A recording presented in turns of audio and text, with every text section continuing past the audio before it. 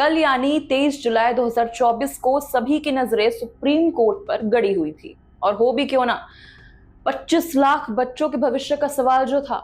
इस बीच बहस के दौरान काफी गर्मा गर्मी भी हुई जब सीनियर एडवोकेट मैथ्यूज निदुम्परा ने एक वकील को टोकते हुए मुख्य न्यायाधीश के सामने एक दलील रखनी चाहिए। इस बर्ताव से कोर्ट को सख्त एतराज हुआ और उन्होंने न सिर्फ उसकी दलील सुनने से इनकार किया बल्कि कोर्ट के बाहर का रास्ता भी दिखाया। अगर आप ये पूरा विवरण देखना चाहते हैं तो ये वीडियो हमारे चैनल पर उपलब्ध है। पर इस बीच जिस वकील को इस असभ्य ढंग से टोका गया था, उन्होंने शालीनता से न सिर्फ अपने ऊपर काबू रखा बल्कि एडवोकेट मैथ्यूज निदुम्परा के चले जाने के बाद अपनी दलीलों को भी जारी रखा। ये वही वकील हैं जिन्होंने पिछले लगभग 2 महीने से एनटीए के खिलाफ कड़े से कड़े सवाल दागे।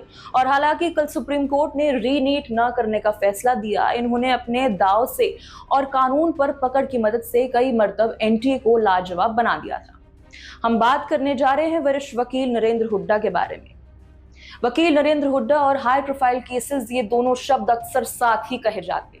आपने शायद उनका नाम हाल फिलहाल में नीट यूजी मामले में सुना होगा, पर इससे पहले उन्होंने कुख्यात रेसलिंग फेडरेशन ऑफ इंडिया के प्रेसिडेंट ब्रिजभूषण शरण सिंह के खिलाफ भी मुकदमा लड़ा था। उन्होंने पहलवानों का सुप्रीम कोर्ट में प्रतिनिधित्व किया, साथ ही उनके खिलाफ सख्त कार्रवाई की मांग की थी। एक इंटरव्यू में उन्होंने बड़े ही स्पष्ट तौर पर यह कहा था कि निर्दोषता की धारणा और व्यक्तिगत स्वतंत्रता के बीच एक नाजुक संतुलन बनाने की जरूरत होती है। उन्होंने साथ ही ये भी कहा कि उनके इस कथन का समर्थन करते हुए शीर्ष अदालत ने ऐसे कई फैसले भी दिए। इनके अलावा उन्होंने कई नाबालिग पहलवानों का मुकदमा भी लड़ा था।